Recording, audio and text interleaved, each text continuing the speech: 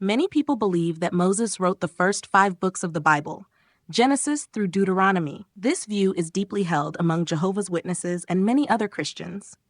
It's based on verses like Exodus 24:4, which says, Moses wrote down all the words of Jehovah, and it's supported in publications like Insight on the Scriptures.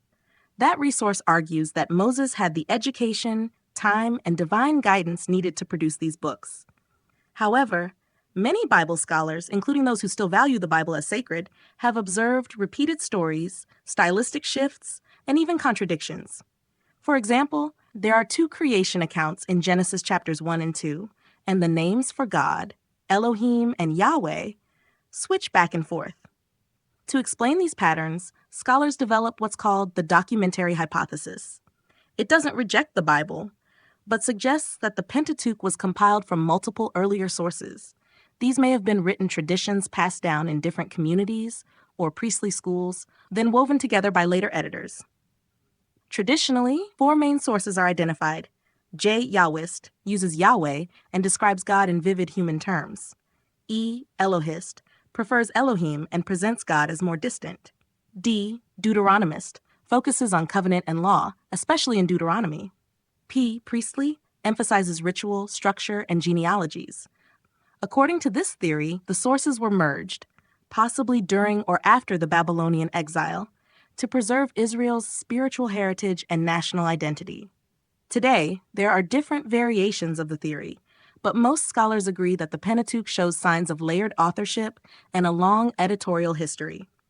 The Watchtower Society rejects this idea. Publications like Insight on the Scriptures argue that the theory is based on human assumptions, such as vocabulary differences or repeated stories, that can be explained by normal literary techniques, oral traditions, or intentional emphasis.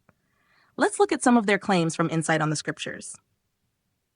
They contend that these various sources or writers held different views and theologies, yet that, nevertheless, Genesis as an amalgamated product of these sources somehow forms a connected whole. The redactor was trying to preserve multiple traditions side by side. That's why the stories sometimes overlap or diverge. It's not sloppy editing, it's intentional preservation. The original basis for the documentary theory was the use of different titles for God. That was one early clue, but modern analysis goes far beyond that. Scholars now consider theme, structure, and theological perspective, not just divine names. The unreasonableness of such a view, however, can be seen in that in just one small portion of Genesis we find the following titles. Then it lists all the titles and descriptions for God. Trying to use this as a basis for attributing each of these sections to a different writer produces insurmountable difficulties and becomes absurd. Today's scholars don't assign sources with surgical precision anymore. The model has evolved.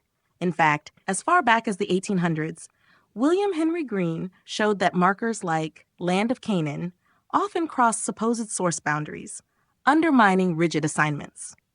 If the material attributed to each theoretical source is extricated portion by portion and sentence by sentence from the Genesis account and then reassembled, the result is a number of accounts, each one of which by itself is illogical and incoherent.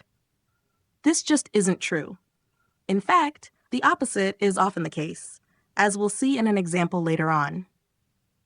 What writer, especially a historian, would even construct such disconnected narratives? And if he did, what nation would accept them as a history of its people? These stories weren't disconnected to their original audiences. People likely knew multiple versions, passed down in different communities.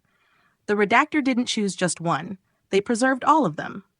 That's why the text feels inconsistent. Modern readers who assume a single author are forced either to change that assumption or to create apologetic explanations. Illustrating the unreasonableness of the advocates of the documentary theory is this statement by Egyptologist K.A. Kitchen. Kitchen argues that there's no external evidence for J, E, D, or P, and that style differences are no reason to divide the text. But that misunderstands the theory.